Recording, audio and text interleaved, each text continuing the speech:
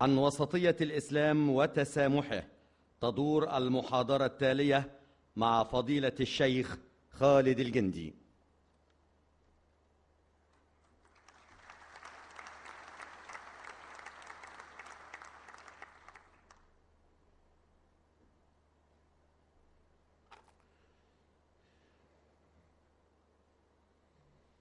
السلام عليكم ورحمة الله وبركاته.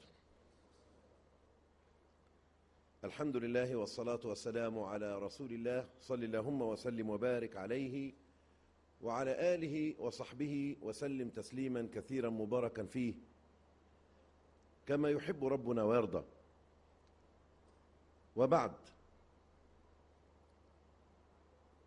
السيد فريق أول عبد الفتاح السيسي القائد العام للقوات المسلحة المصرية ووزير الدفاع والإنتاج الحربي، السيد الفريق صدقي صبحي رئيس أركان القوات المسلحة المصرية، السادة الضباط وضباط الصف والجنود، تحية طيبة من الله مباركة، وأسأل الله سبحانه وتعالى أن يعيد عليكم وعلى شعبنا العظيم هذا الشهر المبارك، شهر رمضان، بالخير واليمن والبركة.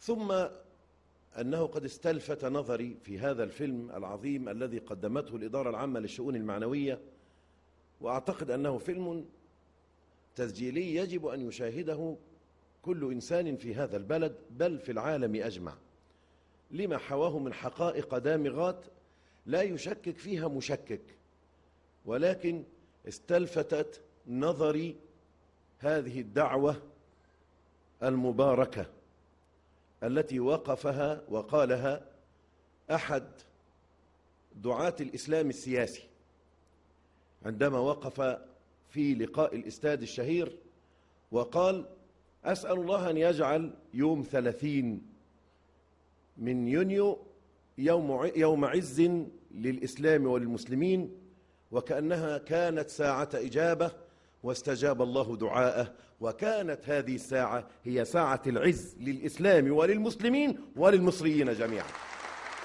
الحمد لله.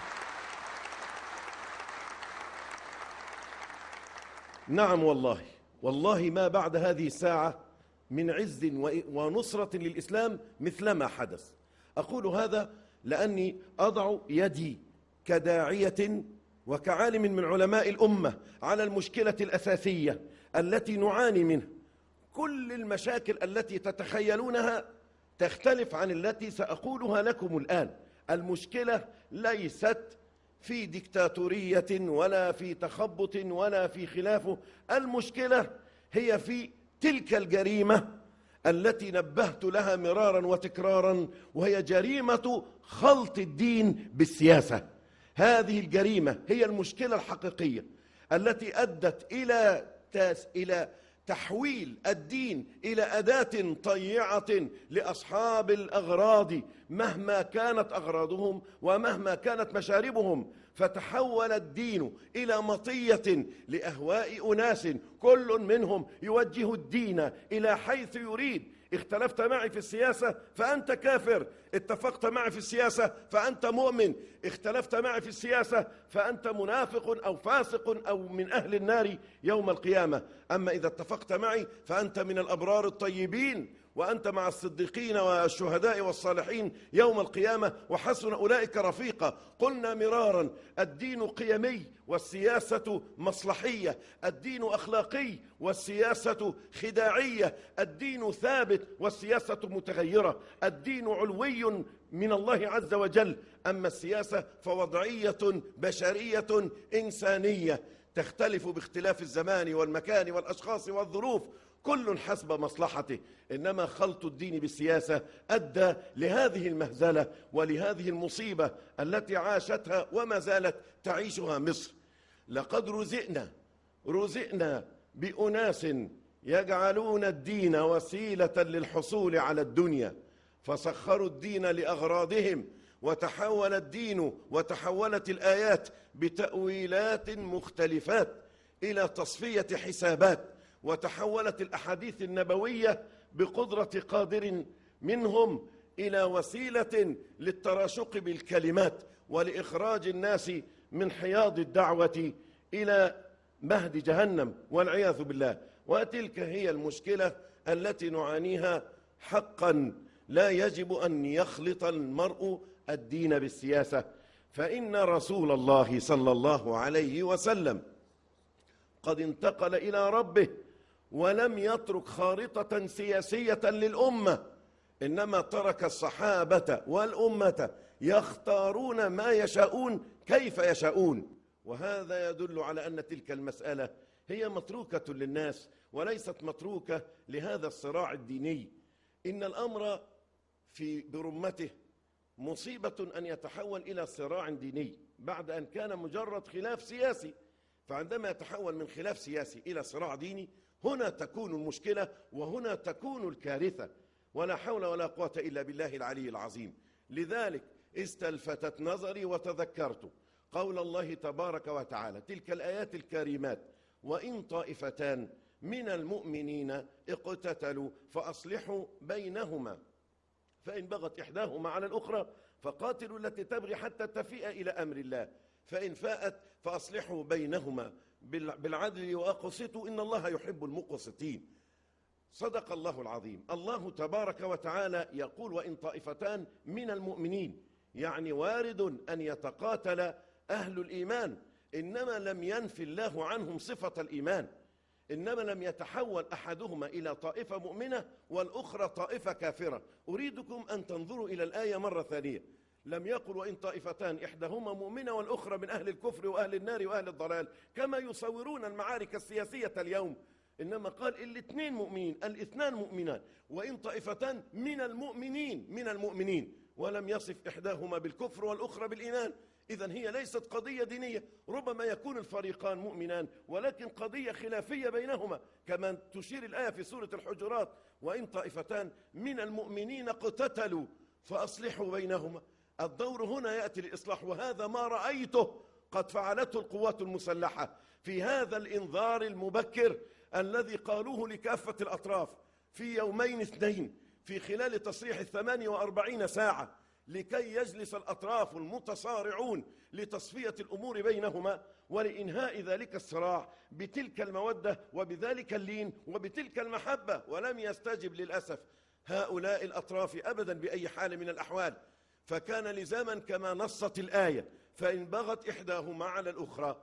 عندئذ لابد أن تتدخل تلك القوة الحامية التي تدفع الناس إلى ما يسمى بالشرعية الحقيقية. هي شرعية الشعب وليست شرعية الحاكم. الشرعية الحقيقية هي شرعية 33 مليونا من الناس نزلوا كهدير الموج وكشلال جارف عارم في المجتمع ليرى العالم بأكمله تيارا من الناس لم تشهد البشرية مثلهم جميعا. قاموا جميعا يعلنون دفاعهم عن شرعيتهم. شرعية شعبهم هي الشرعية التي نعرفها جميعا والتي اختارها ذلك الشعب بقرار منه. لا تقولوا أن الجيش قرر ونفذ الشعب، لا والله، لقد قرر الشعب ونفذ الجيش. هذه الحقيقة التي هذه هي الحقيقة. قرر الشعب ونفذ الجيش. تلك إرادة شعب وليست إرادة جيش. إرادة شعب قرر أن ينتفض لحريته ولشرعيته، وقرر أن يدافع عن آدميته وكرامته. فكانت هذه الثورة التصحيحية في 30 من يونيو لنعلن للجميع أننا اخترنا أن ننحاز إلى الإنسانية ولا ننحاز إلى حرب عقدية بحال من الأحوال. لذلك ذكرت الآية هذا المصطلح الفريد: فأصلحوا بينهما. إن مهمة الجيش هي إصلاحية في المقام الأول. ولذلك أنا أستلهم من شهر رمضان ذلك الموقف الذي حدث لرسول الله صلى الله عليه وسلم يوم دخل إلى مكة في يوم الفتح، ومعه 10,000 مقاتل وهم داخلون إلى مكة. يقول صدق لا إله إلا الله، صدق وعده ونصر عبده وأعز جنده وهزم الأحزاب وحده، ودخل وقد طأطأ رأسه على راحلته تواضعا لله تبارك وتعالى. فسمع النبي صلى الله عليه وسلم سعد بن عبادة، وكان سعد بن عبادة هو قائد الجيش أو الفيلق الذي فيه الحبيب صلى الله عليه وسلم، ومعه الراية. النبي كان أعطاه الراية أثناء دخول مكة. سمع النبي سعدا يقول: اليوم يوم الملحمة، اليوم أذل الله قريشا. اليوم يوم الملحمة، اليوم أذل الله قريشا. ماذا فعل؟ غضب النبي غضبا شديدا صلى الله عليه وسلم، ونزع الراية من يد سعد ودفعها إلى ولده قيس ابن سعد ابن عبادة، وقال: لا والله، اليوم يوم المرحمة، اليوم أعز الله قريشا. أكررها يا سيادة القائد لأذكرك وأذكر نفسي وأذكر الجميع أن هذا اليوم الذي حقق الله فيه على أيديكم هذه العزة لهذا الشعب، ندعوكم فيها مجددا لتأكيد أن هذا اليوم هو يوم المرحمة، اليوم الذي تحتوي فيه شعب مصر جميعا بكل طوائفه، بأننا لن نخضع لابتزازهم ولسوء نيتهم وطويتهم، ولن نخضع أبدا لتصنيفهم الذي صنفوه من قبل، ولن نقع في الخطأ الذي وقعوا فيه بإقصاء من يخالفهم.